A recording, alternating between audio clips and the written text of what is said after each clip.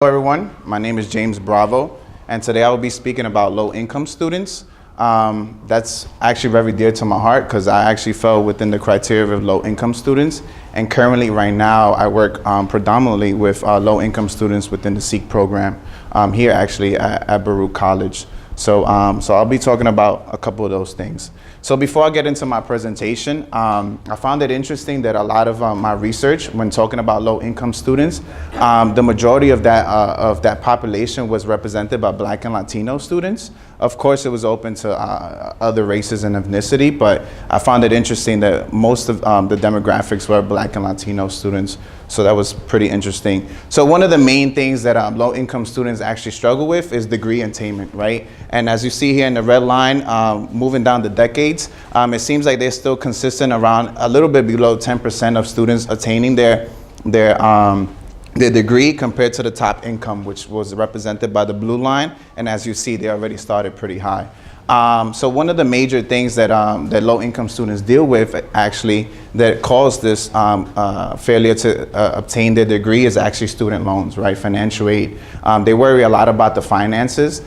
They want to go to college, but they worry about how to repay it, right? And I think these two pictures right here show it perfectly. You know, yeah, they get to borrow money and they get to pay for school, but they also start thinking about how to repay it, right? And all in all, by the time they graduate, they're already thinking about, oh my God, how much I'm gonna owe, and all those different things. So it's an unfortunate type of mindset. Also, at the same time, they're thinking, should I take some time off?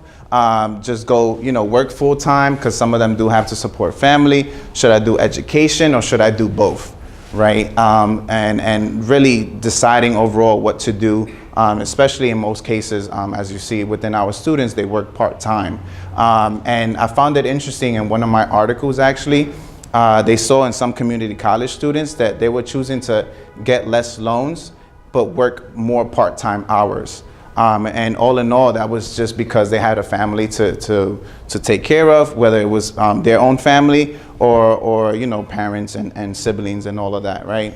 And what also adds on to that stress, unfortunately, is just the general, stressors, right? Worrying about finals as well, worrying about trying to be involved with community life, campus community life. Unfortunately, they're limited by that. And another research actually showed me that comparing low-income students to higher-income students, low-income students were 4 times more likely to do substance use compared to the high-income peers, right? And that was like, caught me off guard. I kind of like had to take a step back and like really reread that article. Another stressor that they deal with, because again, I mentioned that most of the criteria is Black and Latino students, is acculturation stress, which is basically dealing with kind of blending in 2 different cultures. One, the institution culture, which is usually like a white culture, and then the second, their own culture and heritage, and just really juggling that, right?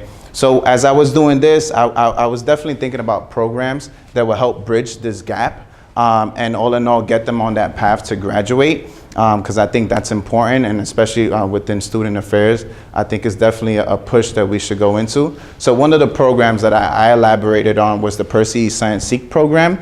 It's a program that started back in 1966. It got signed into law. So it's been, we celebrated 50 years. And this is seen in the 4-year institutions. We do academic development, personal development, as well as financial support, right? So each semester they get around $500, $600 of book money. And most likely they get a pretty good financial aid package. But one of the key things about the SEEK program that I think will help this population is also the counseling, right? Really nurturing their growth throughout the time that they're here and ultimately graduate. I think that's definitely really key. The following program, this program, ASAP, I think everybody here should have heard about ASAP. It's really popular. Started back in 2007, really with this 3-year focus of getting these students, out of schools as soon as possible, basically, I like to say. And they do a lot of, academic and personal support as well. I think one of the major things, especially with low-income students, that they could benefit is that in most cases, they pay for winter and summer sessions. If not, they just fill in the gap of what financial aid kind of gave you, and then they'll fill up the rest. And then on top of that, MetroCards, right? I know I personally struggle with biometric cards all the time, so that's definitely a major key, right, to continue going and succeeding within college. And last but not least, I found out about this program, never heard about it before, but until I started doing research, the Academy for College Excellence, right? This program is actually seen in 5 community colleges in California, 1 in Pennsylvania. Again, they do the same type of, academic and personal support. What I found interesting about them is that they have a real close connection with the different departments within their colleges, right? And as we see here, 65% of ACE students were more likely to enroll into a full-time semester the following semester compared to 33 general community college students. So with all of that said, I still found that, that more research was needed.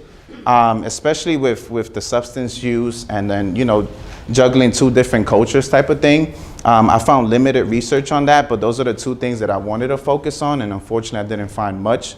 And all in all, like I definitely note that these low-income students do deal with a lot of decision making, especially going back to the overall aspect of the stressors with finances and paying for school, worrying about, having to work part-time and all of that. But with the programs that I talked about, SEEK, ASAP, ACE, which is just a few, I think all in all, we could get them in that path of graduation, right? To get that degree attainment, and all in all, have them all smiling like this, and also not worrying about, having to pay for school, paying so much money towards the end of their graduation, right?